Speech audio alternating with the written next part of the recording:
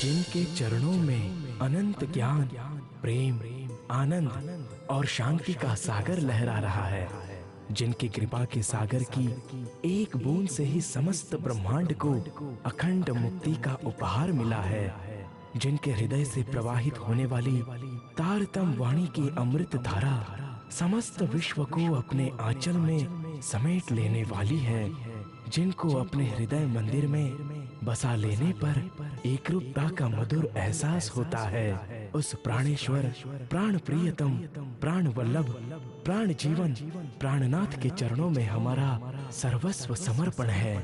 हमारी अंतरात्मा की यही पुकार है, बस तू ही तू है, तू ही तू है, तू ही तू है।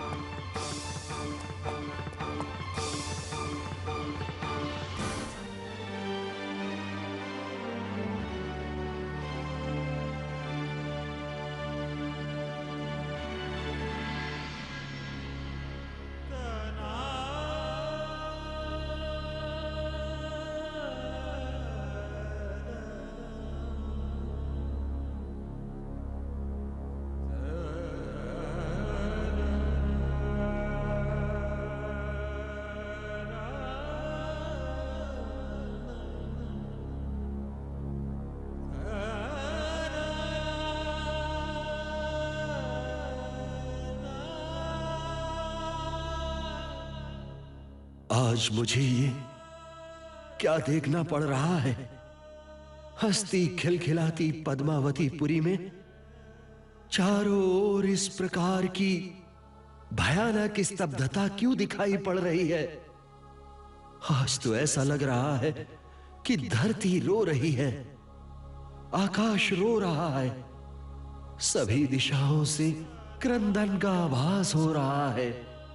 रोती हुई ये दिशाएं क्या कहना चाह रही हैं? शीतल, मंद और सुगंधित हवा के झोंकों की जगह आज विरह व्यथा का अनुभव कराने वाली गर्म हवा क्यों बह रही है?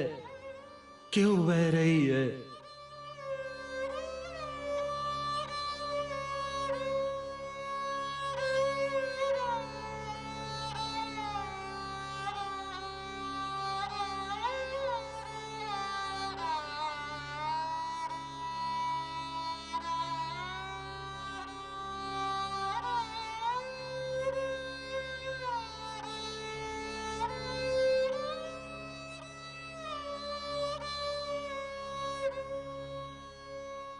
ये क्या धामधनी इस तरह शांत क्यों बैठे हैं?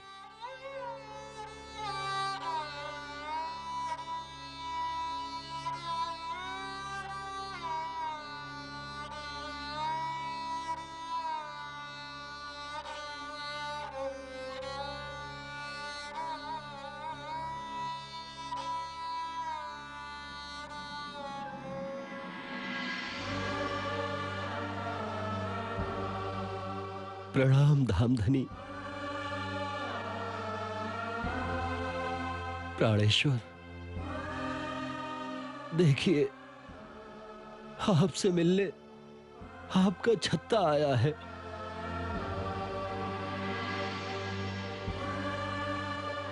कुछ बोलिए, मेरी ओर देखिए। मैं छत्ता, आपका छत्ता। आज आपको क्या हो गया है धामधनी? ना तो आप मेरी तरफ देख रहे हैं, ना अपने छत्ता से बात कर रहे हैं। क्या आप अपने छत्ता से रूठ गए धामधनी? मेरी ओर देखिए धामधनी। मेरे राज रसिक, मैं जानता हूँ आप अपने छत्ता को छोड़कर अकेले नहीं रह सकते, अकेले नहीं रह सकते। मुझसे बातें कीजिए धामधनी, और देखिए, देखिए ना धामधनी।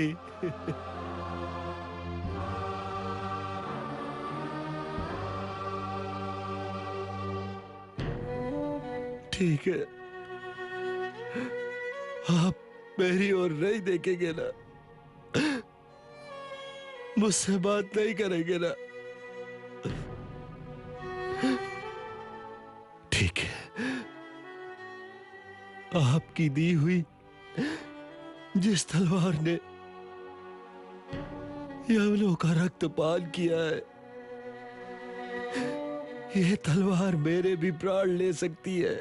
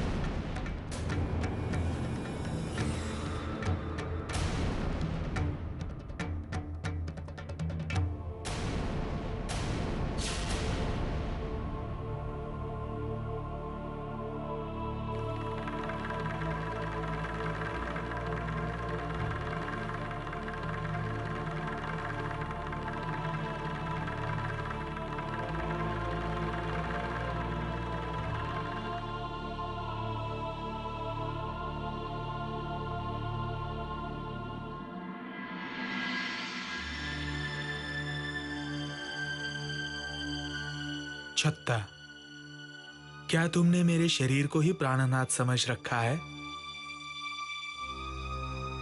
मैं तो पल पल तुम्हारे साथ था, हूं और रहूंगा। जब तुम्हारा घोड़ा केन नदी में डूब रहा था तो मैंने ही तुम्हें बचाया था। ये देखो,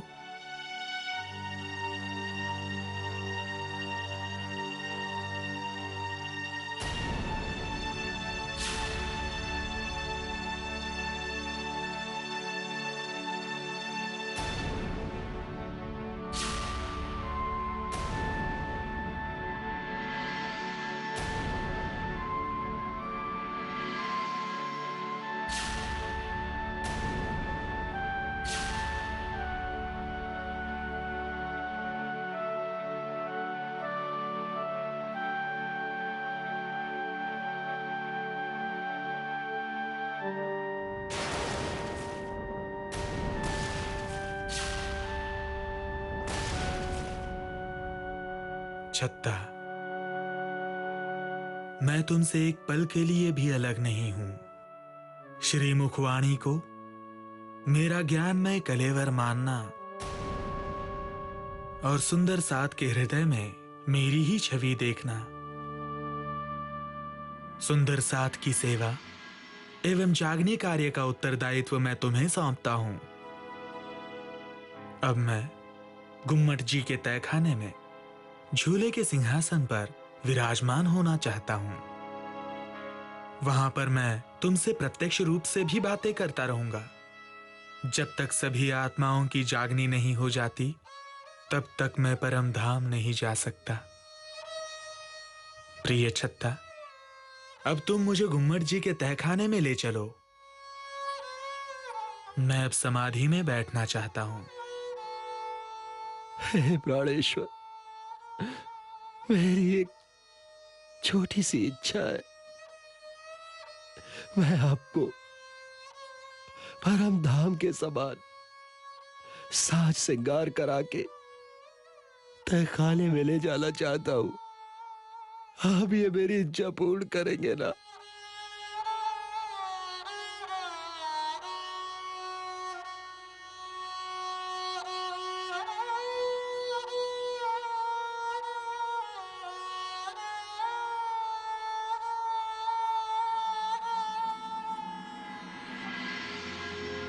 अब हम धाम चलत हैं,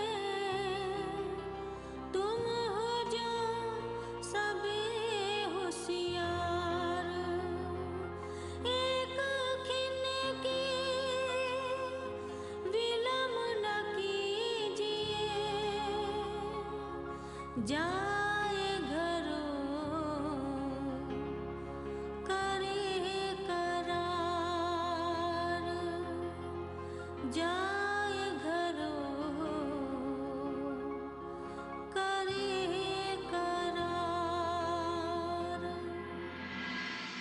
गुण अवगुण सबके माफ किए जो रहो या चलो हम संग।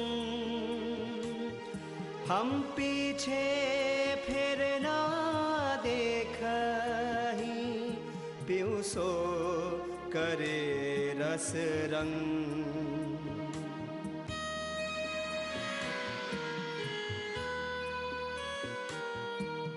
साथ होवे जो धाम को सो भूले नहीं अवसर। सनमंदी जब उठ चले तब पीछे रहे क्यों कर। महमत कहे महबूब का साचा स्वाद आया जिन। परीक्षा तिनकी प्रगट छेद निकसे बान बचन।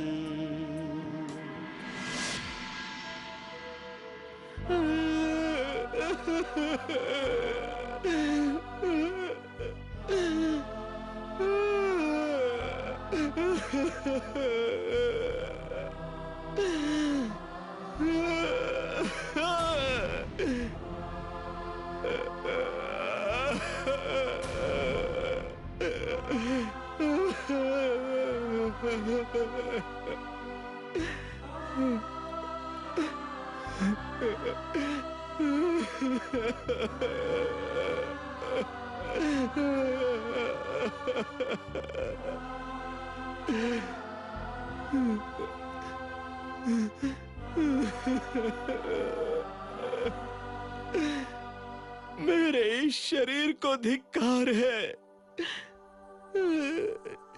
जो अप्रियतम अक्षरातीत के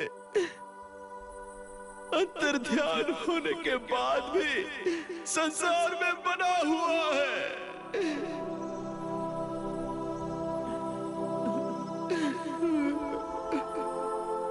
माया के पशु पक्षी भी अपने प्रेमी का वियोग सहन नहीं कर पाते हैं, तो फिर मैं क्यों इस संसार में हूं? क्यों क्यों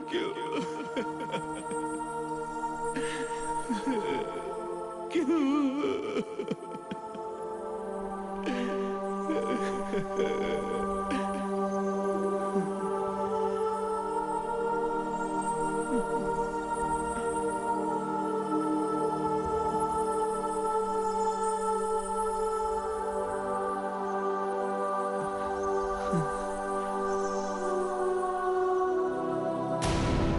लालदास जी,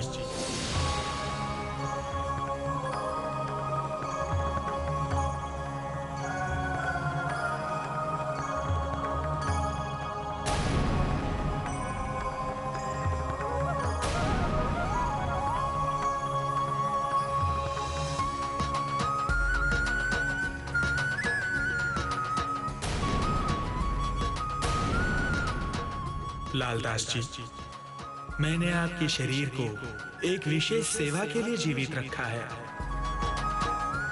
आपको मूल मिलावे से लेकर आज दिन तक की संपूर्ण बीतक गाथा लिखनी होगी।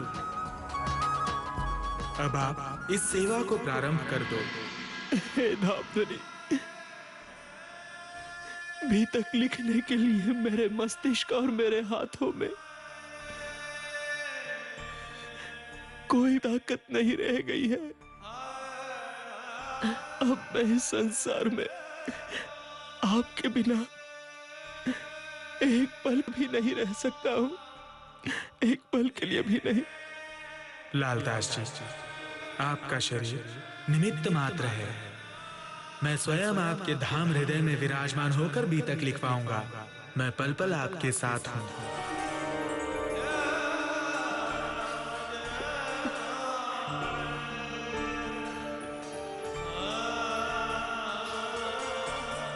जो आज्ञा धामधनी। भला आपकी इच्छा के आगे हमारा क्या बस चल सकता है।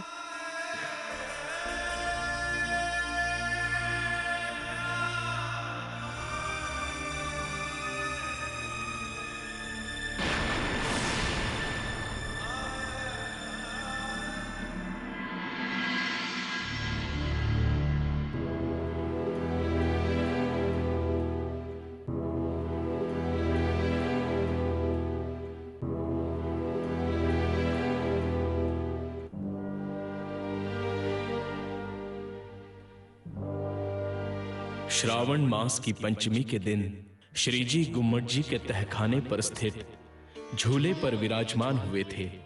उसी दिन से श्री लालदास जी ने अपने धनी की प्रेरणा से बीतक लिखना प्रारंभ किया था।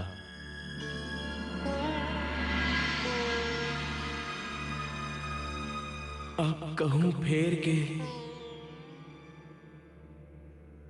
मूल मिलावे की बीतक, जैसी आज्ञा धनी की सो बातें बुजुर्ग।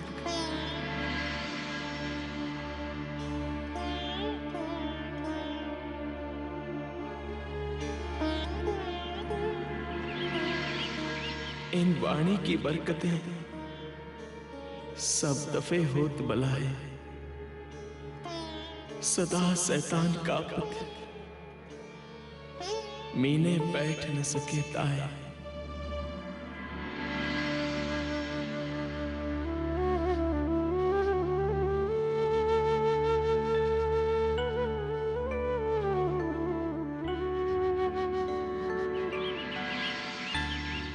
श्री महामती कहे सैयन को, ऐ सेवा के कहे साथ यहां ते ही खड़े रहे, जाके धनी ए पकड़े हाथ। विरोध सारे विश्व का भागत बीतक, सबको पहचान हो वहीं पहुँचे कदमों हक, पहुँचे कदमों हक, पहुँचे कदमों हक। और भादो मास की अष्टमी को बीतक ग्रंथ की रचना पूर्ण कर सभी सुंदर साथ की सेवा में समर्पित कर दिया। ओ मेरी आत्मा तुम चलो अगम के पार, अगम पार अपार पार, तहाँ है तेरा करार। तू देख निज दरबार अपनों, सूरत यही संभाल। तू देख निज दरबार अपनों, सूरत यही संभाल। हो मेरी आत्मा तुम चलो अगम के पार।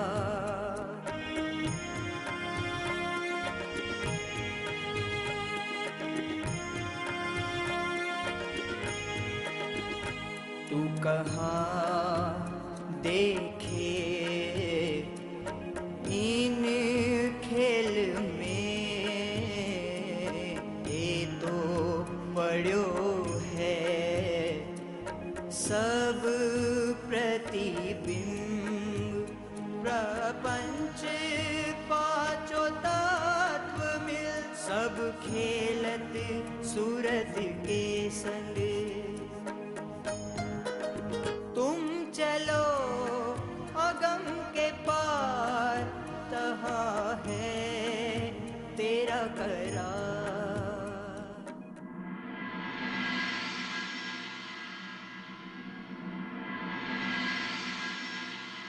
जो आओ सो आइयो, पीछे रहे ना एक खिन। हम पीठ दई संसार को, जाए सूरत लगी वतन, जाए सूरत लगी वतन, जाए सूरत लगी वतन।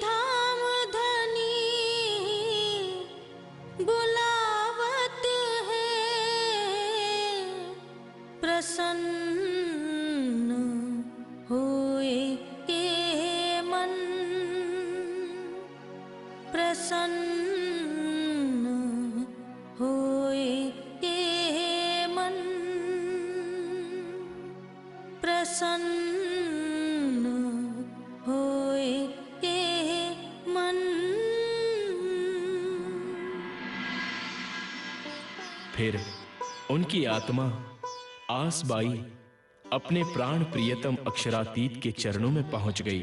संपूर्ण श्री प्राणनाथ सीरियल इसी बीतक ग्रंथ के आधार पर प्रस्तुत किया गया है। इसी समय श्री केशवदास जी धामधनी के आदेशानुसार संपूर्ण तारतम वाणी के संकलन कार्य में लगे हुए थे। धामधनी, मैंने आपके आदेशानुसार संपूर्ण तारतम वाणी का संकलन कर दिया है। मेरे हृदय धाम के अंदर विराजमान होकर वे जैसी अंत प्रेरणा करते रहे हैं, मैंने उसी अनुसार प्रकरणों और ग्रंथों का संयोजन किया है। इस कार्य में मैंने अपनी व्यक्तिगत बुद्धि का कोई उपयोग नहीं किया है। अब छत्रसाल जी से मिलकर मुझे इस वाणी को बंगला जी में पधरा देना चाहिए।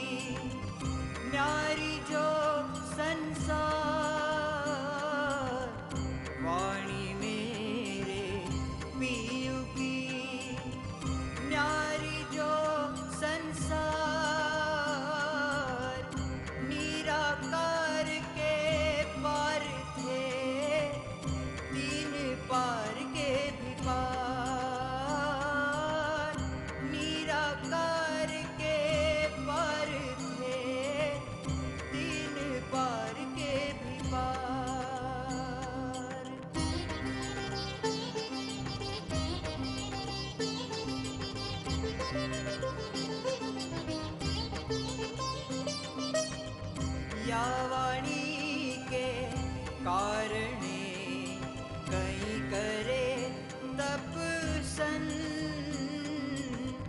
या वाणी के कारणे कहीं पीवे अगिन।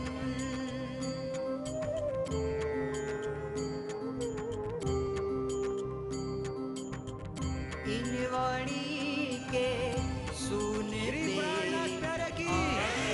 धाम के धनी की, श्री जी साहेब जी की, श्री प्राणनाथ प्यारे की, धाम के धनी की, श्री जी साहेब जी की, धाम के धनी की, श्री प्राणनाथ प्यारे की, श्री प्राणनाथ प्यारे की, धाम के धनी की, श्री प्राणनाथ प्यारे की, धाम के धनी की, श्री प्राणनाथ प्यारे की।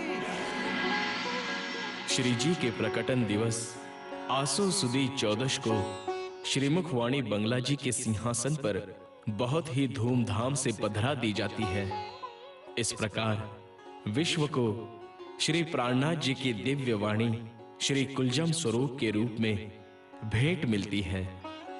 जिससे जगत के समस्त प्राणियों को अखंड मोक्ष प्राप्त होना है। दई तुमको मैं कुलजम, दई तुमको मैं कुलजम, इनको किया गरक,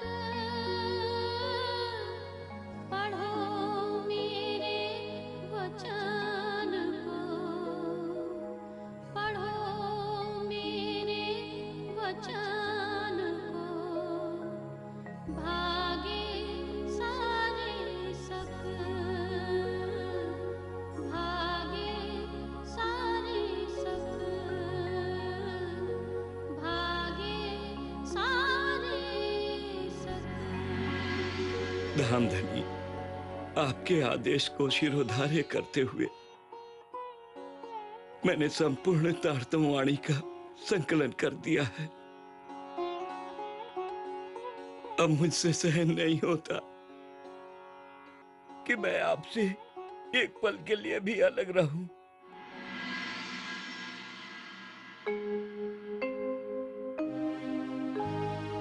श्री महामत कही सुनो साथ, देखो खोल वाणी प्राणनाथ, धनी जी लाए धाम से वचन, जिनसे न्यारे ना होए चरण, जिनसे न्यारे ना होए चरण, जिनसे न्यारे ना होए चरण।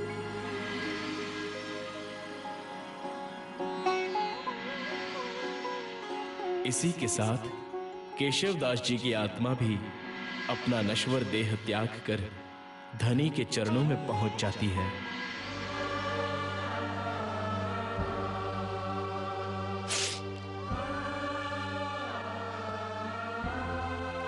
वो भी क्या दिन थे कि जब मैं अपने प्राणेश्वर को अपने हाथों से परम धाम का श्रृंगार कराता था और उनकी आरती उतारता था।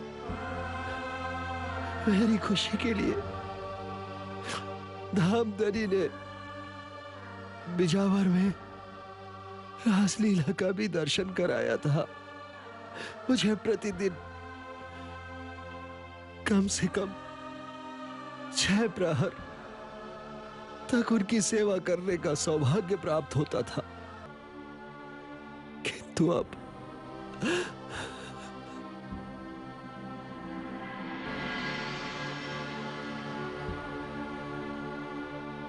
अंतर्ध्यान लीला ने मेरे इन सुखों को छीन लिया है। अब तो श्री जी से बहुत थोड़ी देर बाद हो पाती है,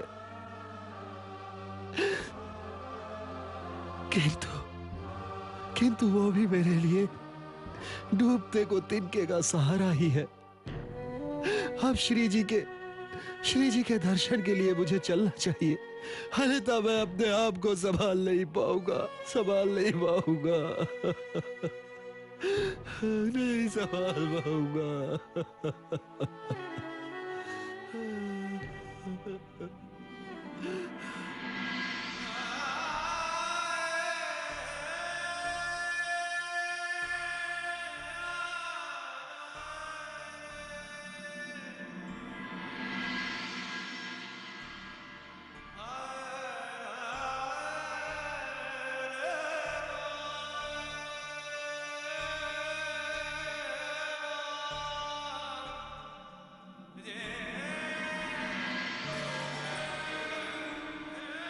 प्रिय छत्ता, मैं तुमसे एक पल के लिए भी अलग नहीं रहता हूं, फिर भी तुम्हारे चेहरे पर हमेशा उदासी क्यों छाई रहती है?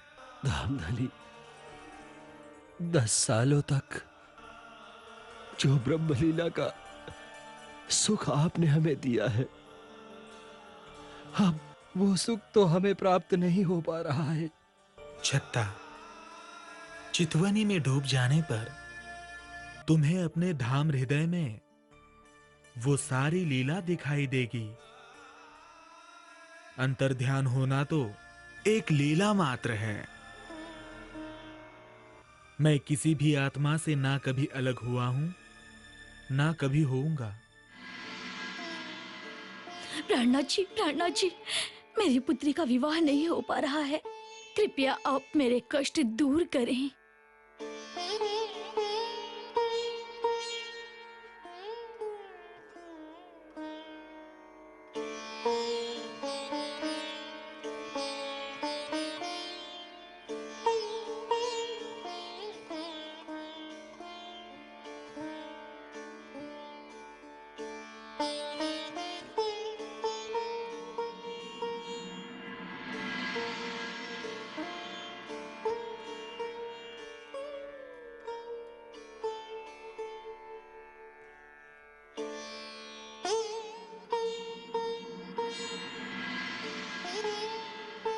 ये ले जाइए, इससे आपकी समस्या दूर हो जाएगी।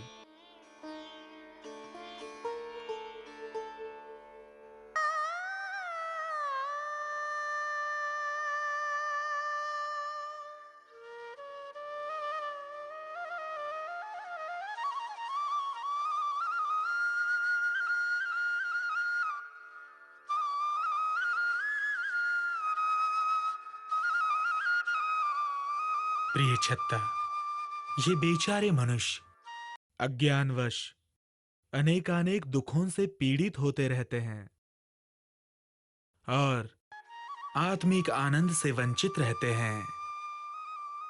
मेरी अलौकिक अंतर्ध्यान लीला को भी वो समझ नहीं पा रहे हैं और तरह तरह के संशय उनके मन में बने हुए हैं। इसलिए हम चाहते हैं कि इस तहखाने में आने वाले गुप्त मार्ग को हमेशा हमेशा के लिए बंद कर दिया जाए। मैं इस छठे दिन की लीला में तुम्हारे और सभी सुंदर साथ के धाम हृदय में अखंड रूप से विराजमान होकर जागनी कार्य करता रहूंगा। प्रिय छत्ता, आप सुंदर साथ को वाणी देकर जगह जगह जागनी कार्य करने का आदेश दीजिए।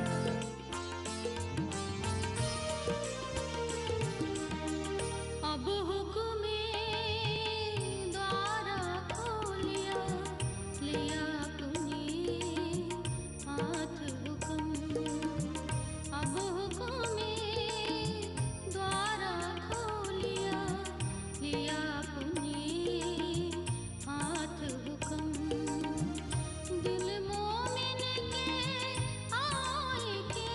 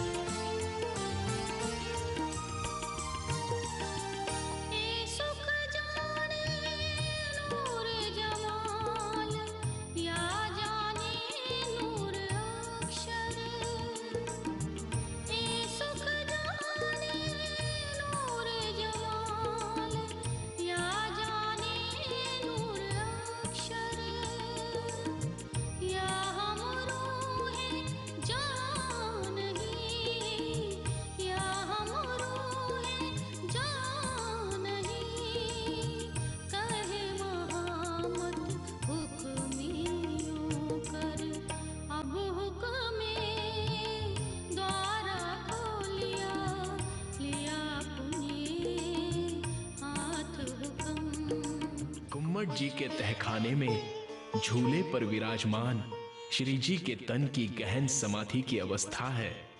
अंतर्ध्यान की लीला तो प्रकृति की मर्यादा को निभाने के लिए एक लीला मात्र है।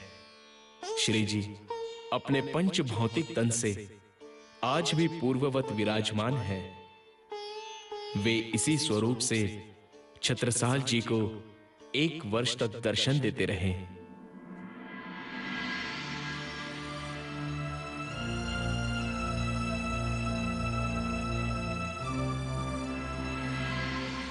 इसी समय केशरबाई नाम की एक विदुषी परब्रह्म की प्रेरणा से पन्ना की तरफ जा रही थी।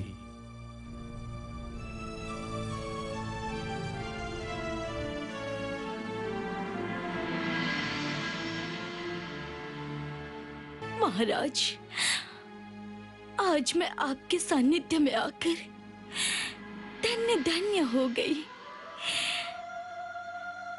अब आप मुझे ब्रह्म ज्ञान प्रदान करने का कष्ट करें महाराज। केसरबाई जी, अक्षर से परे उत्तम पुरुष अक्षरातीत ही एकमात्र पर ब्रह्म है। उन्हें पाने के लिए अनन्य परा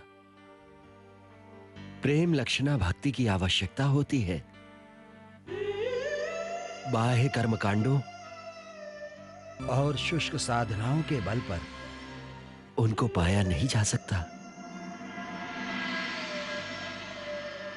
केसरबाई जी, मैं बाह्य रूप से ही इस सिंहासन पर बैठा हूं, किंतु मेरा हृदय पल पल प्रियतम के प्रेम में डूबा रहता है।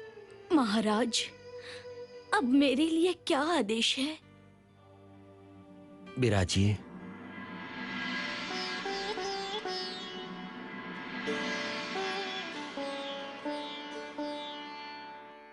प्राण आधार सुंदर साथ जी, छठे दिन की इस लीला में धामधनी ने तारतम ज्ञान के प्रचार प्रसार की बहुत बड़ी जिम्मेदारी हमें सौंपी है। इसलिए हमारा कर्तव्य है कि हम इस ब्रह्मवाणी की मशाल को लेकर देश और विदेश के कोने कोने में फैल जाएं। भाई सीताराम जी, मैं आपसे निवेदन करता हूं कि आप सिंध और पंजाब के क्षेत्रों में इस ब्रह्मवाणी के प्रचार प्रसार का कार्य करें। केसरबाई जी, जामनगर में बिहारी जी के धाम गमन के पश्चात उनकी गादी बंद हो चुकी है। मैं आपसे निवेदन करूंगा कि आप इस ब्रह्मवाणी की मशाल को लेकर गुजरात के काठियावाड़, सौराष्ट्र और कच्छ क्षेत्रों में जाकर जागनी के कार्य को आगे बढ़ाएं। जैसी आपकी आज्ञा महाराज।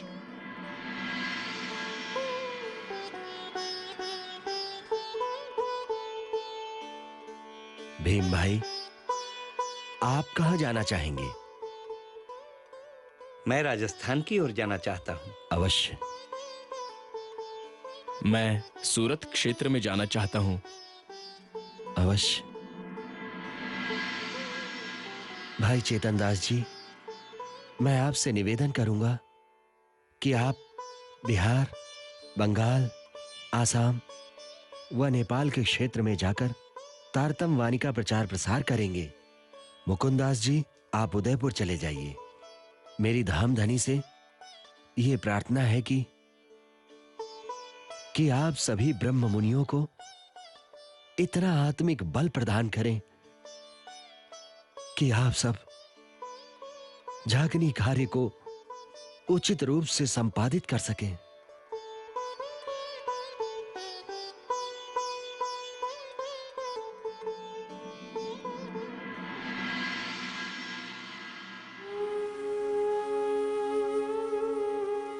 श्री जी के आदेश से मैंने जागनी कार्य के उत्तरदायित्व को लगभग पूरा कर दिया है।